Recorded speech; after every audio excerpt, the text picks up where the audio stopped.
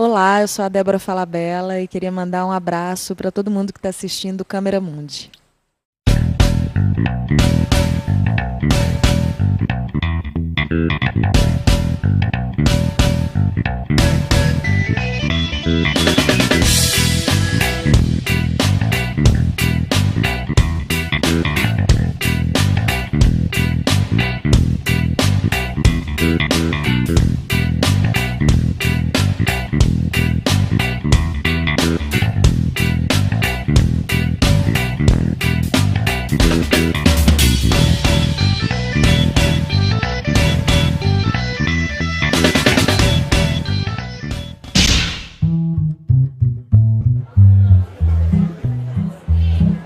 Era 1990, eu era um moleque, tinha 21 anos, tinha acabado de me formar na faculdade de economia e fui passar um ano viajando pela Europa, conhecendo o mundo, estudando, trabalhando.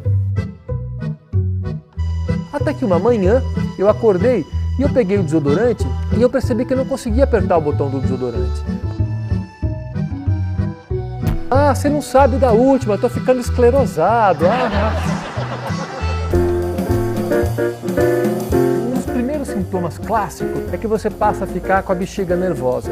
E eu fui vítima de um sequestro relâmpago e deu vontade de fazer xixi. Pô, maluco, se na minha quebrada eu falar fazer xixi, ninguém entende. É dar um mijão que fala. Vocês estão aí sentadões achando que estão parados, né? Ignorância. Nós estamos nesse momento agora 1.600 km por hora. Uou! Eu me sinto Leonardo DiCaprio no Titanic. Então, eu sou ator, eu me formei na Escola de Arte Dramática em São Paulo, mas concomitante ao meu trabalho de ator, eu descobri que eu tinha esclerose múltipla. Já quando eu entrei na EAD, eu já tinha esclerose múltipla. Mas eu não falava nada porque eu não queria, eu tinha receio de virar café com leite. Então eu não falava, eu escondia, ficava na minha. Mas as limitações, a esclerose múltipla é uma doença que é progressiva. As limitações foram aumentando cada vez mais e o meu trabalho como ator começou a ficar muito restringido pelas limitações físicas. Durante muito tempo eu fazia publicidade, fiz alguns filmes de cinema e sempre a questão das limitações físicas me atrapalhando. Só que nesse caminho todo eu acabei descobrindo a linguagem do palhaço. Eu me apaixonei, me identifiquei. No primeiro dia de aula de palhaço, quando a diretora começou a elencar as características do palhaço, eu me vi, falei, sou eu.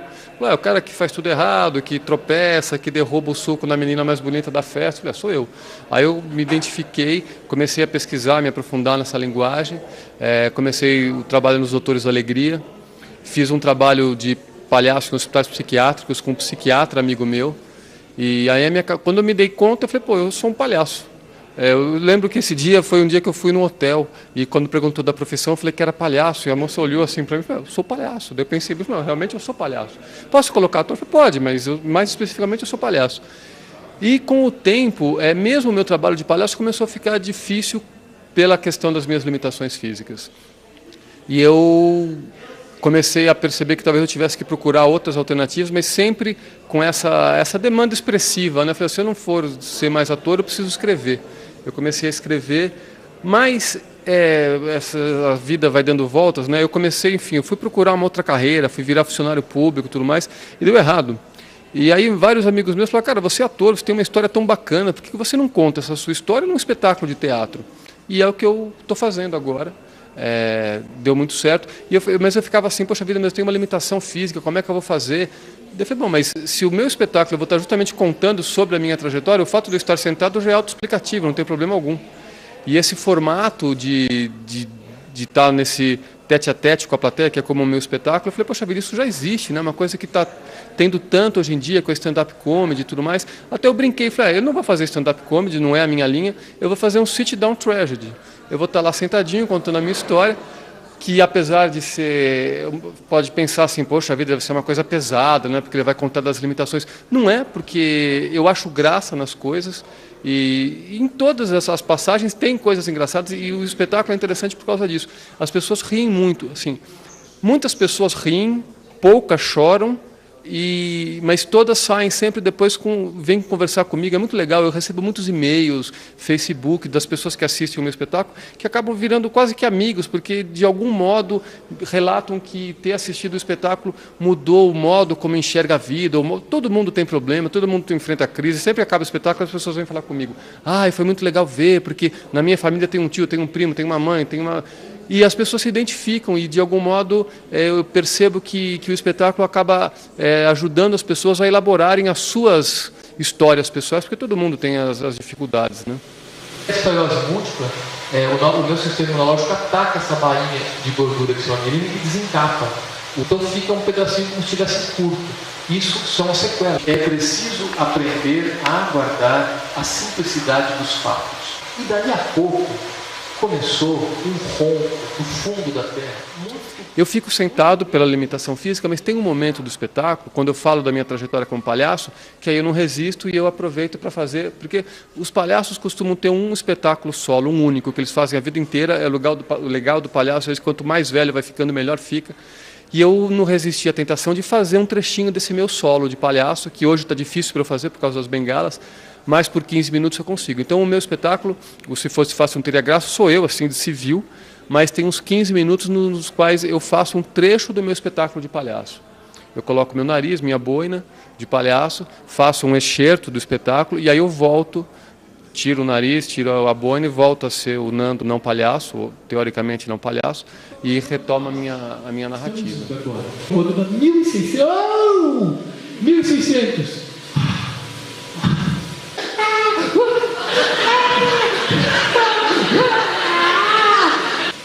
Mas às vezes a vida vai mais longe, faz assim com a gente, ó. Oi? Sem bengala. Para eu ir sem bengala lá, é possível, eu não consigo ir sem bengala. Eu posso, por exemplo, ir rolando. Então, o espetáculo tem 1h10, 1h15, porque eu falo 1h10, 1h15, porque nesse espetáculo eu trabalhei 10 anos fazendo improvisação, que eu participava do espetáculo de palhaços improvisadores, que é o Jogando no Quintal. Não tem como não levar isso depois para a prática de sempre. Então, quando eu fiz esse espetáculo, eu escrevi, na verdade, um roteiro, eu não escrevi um texto. Então, é um espetáculo que eu tenho um roteiro e eu vou sentindo como está a plateia, eu puxo mais para um lado do roteiro, mais para o outro, tem 1h10, 1h15. E tem uma coisa que... Geralmente, depois do espetáculo, tem dado resultado, eu sinto que tem essa demanda, eu abro para um bate-papo.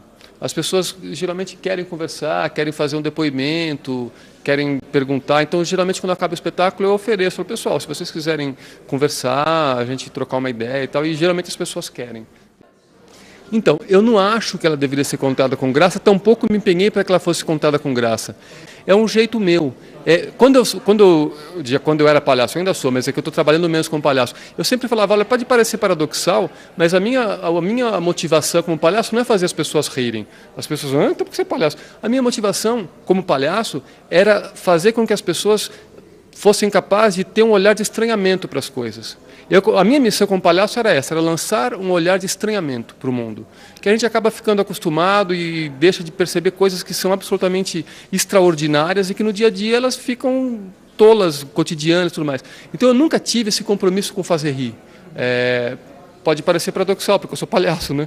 Mas eu sempre me coloquei com essa função de lançar um olhar diferente para as coisas, um olhar extraordinário, que tem muito a ver com o tempo que eu fiquei fora do Brasil. Tinha 21 anos, era moleque, e eu fiquei muito encantado com esse olhar de estranhamento, porque eu estava sozinho, morando fora do país, outra língua, e eu fiquei com um olhar de estranhamento para tudo. E eu falei, poxa, esse olhar de estranhamento é uma coisa tão legal, é tão rico.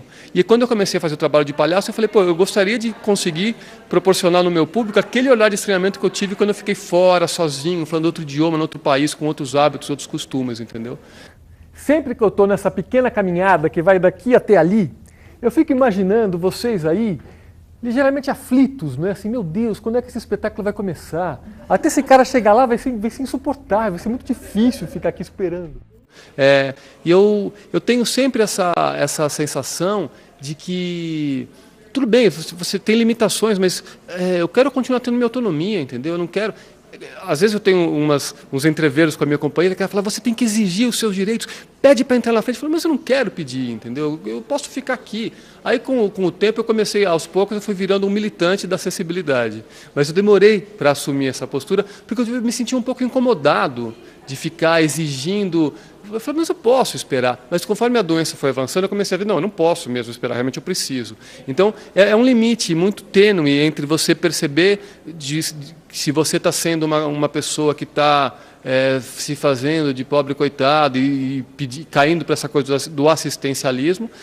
Mas também tem um outro limite que está ali do outro lado, que é essa coisa de você exigir os seus direitos. Eu tenho o direito de chegar no banco e abrir a porta, não ter que ligar para a gerente para ela abrir a porta para mim, entendeu? Que eu vivi essa situação.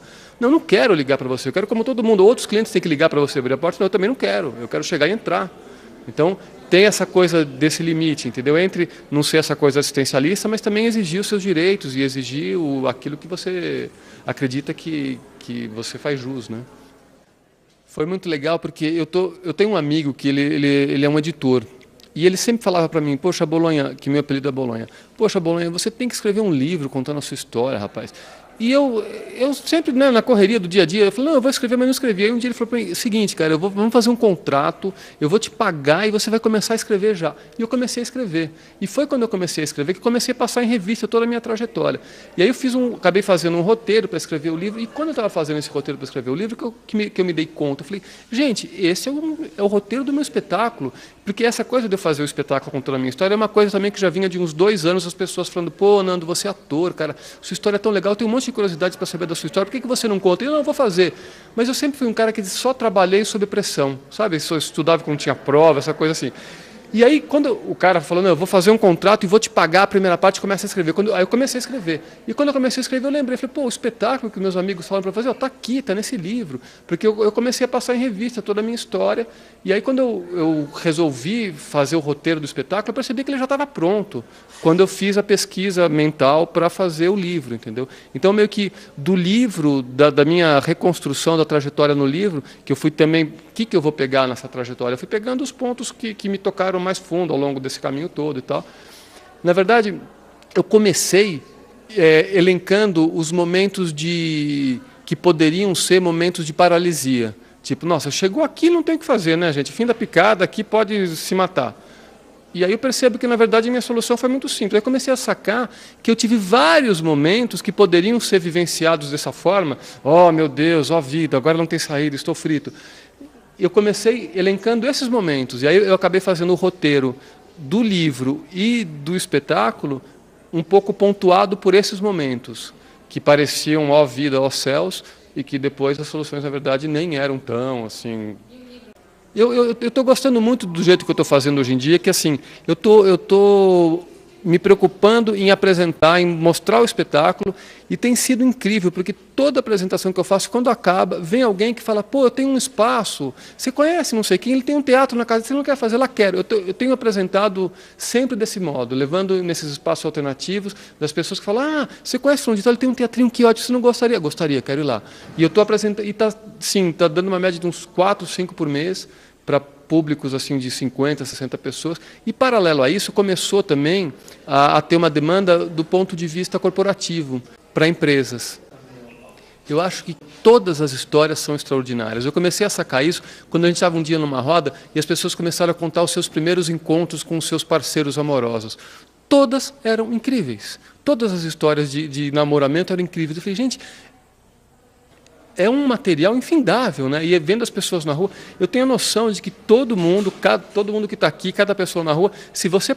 Isso tem muito a ver com o meu trabalho no hospital psiquiátrico também, porque eu entrava em contato com aquelas pessoas e eu falava, gente, cada um desse ser que está aqui tem uma história incrível, sensacional. Se essa história for contada, não só no hospital psiquiátrico, isso passa para tudo, né? Eu acho que todo mundo tem uma história extraordinária, se você olhar, se você prestar atenção naquilo, entendeu? Mas a primeira vez que eu saquei isso, que era todo mundo, foi nisso que eu te falei, dos encontros amorosos. Ó vida, ó céus, por que comigo? Eu sou o personagem de uma piada pronta. Voltei! Quem falou que era impossível? Eu brinco, eu falo assim, nós estamos condenados a nós mesmos, não tem jeito. Né? A gente vê o mundo através da gente, não tem outro modo. Você está se colocando o tempo todo é você que está se colocando, está se projetando, se colocando, enfim.